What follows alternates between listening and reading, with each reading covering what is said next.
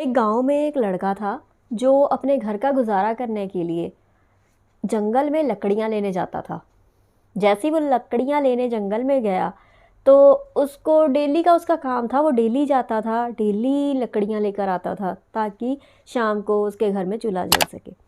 तो जैसे ही एक दिन वो लकड़ियां लेने गया तो वहाँ पर उसने देखा कि शेर अपना शिकार करके वापस आ रहा था। तो उसको रास्ते में एक हिरनी, घायल हिरनी दिखाई दी जो कि अपने पैरों पर चल नहीं सकती थी। उसकी टांगें जो थी वो ख़राब थी। वो अपने आप को किसी न किसी तरीके से घसीटते हुए आगे लेके जा रही थी।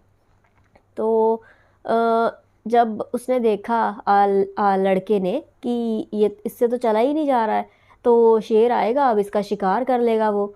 तो जैसे ही वो डर कर अपने आप को छुपाने के लिए इधर उधर हुआ तो उसने देखा कि शेर जो था वो अपना शिकार अपने साथ लेके आ रहा था, लेकिन उसने हिरनी को कुछ नहीं कहा। उसने क्या किया कि अपने शिकार में से कुछ हिस्सा उसने वो हिरनी को दे दिया, क्योंकि उसको ये था कि ये बेचारी खुद तो चल नहीं सकती है, अपना खाना कैसे करेगी। तो उसने अपने शिकार में से उसको भी कुछ खाने को दे दिया।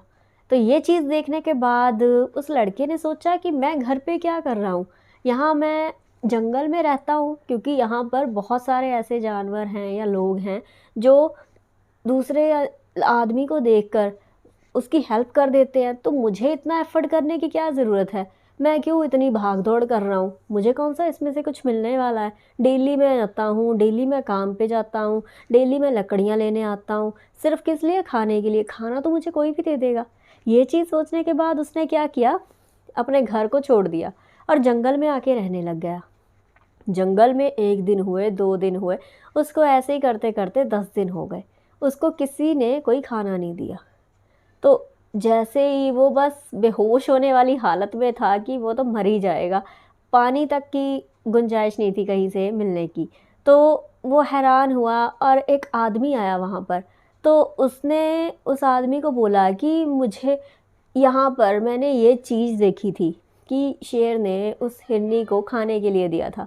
तो यहाँ पर मुझे यहाँ पर भूखा प्यासा देखकर किसी ने मेरी हेल्प क्यों नहीं की। तो ये बात सुनने के बाद वो आदमी हंसा और बोला कि तुझे भगवान ने कमाई के लिए सारे ज़रिए दिए हुए हैं, हाथ पैर दिए हुए हैं, तो काम खुद कर सकता है। जो जानवर अपना खुद का काम या अपना खुद का गुजारा नहीं कर सकते, या तो वो किसी का शिकार बनते हैं या फिर वो किसी दूसरे की हेल्प से अपना पेट पाल लेते हैं। तो इस जो स्टोरी थी, वो जो हुआ था जंगल में, शेर ने हिरनी की हेल्प की थी, वो चीज़ देखने के बाद हम ये भी सोच सकते थे कि कहीं ना कहीं से कोई ना कोई भगवान का ज़रिया, जो इंसान खा नहीं सकता, पी नहीं सकता, या जिसके लिए वो अपना पेट नहीं पाल सकता जैसे, तो उसके लिए भगवान कहीं ना कहीं से कोई ना कोई ज़रिया ज़रूर भेजता है।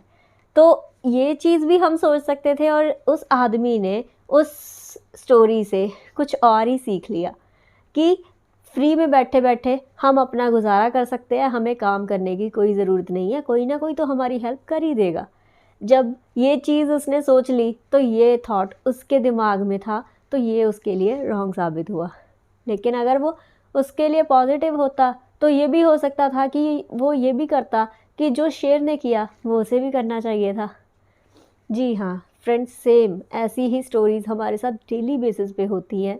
कई ऐसे लोग जो अपना गुज़ारा बहुत मुश्किल से करते हैं, जो खा पी नहीं सकते हैं या फिर अपने कमाई के लिए चल फिर नहीं सकते हैं, हम उनकी हेल्प करें तो वो हमें दुआओं की तरह लगती है। अगर जो उनसे देखकर कोई और ये सीख ले कि वो कुछ नहीं करते तो उनको इतना बेनिफिट मिल रहा है, तो हम क्यों इतनी मगज खपाई कर रहे हैं, तो हम भी फ्री बैठते हैं, हमें भी कोई ना कोई खाने को दे ही देगा। ऐसा नहीं होता है। तो हर स्टोरी का कोई ना कोई अपना ही मतलब होता है। अपने तरीके से, सिर्फ अपने तरीके से, अपने लिए सही सोचने के लिए हम स्टोरीज़ को कुछ और ही घुमा देते हैं। पॉजिटिव रहिए, अपनी किस्मत को आजमाइए। किस्मत हमारे हाथों में होती है, जितनी हम मेहनत करेंगे उतनी किस्मत हमारा सपोर्ट करेगी।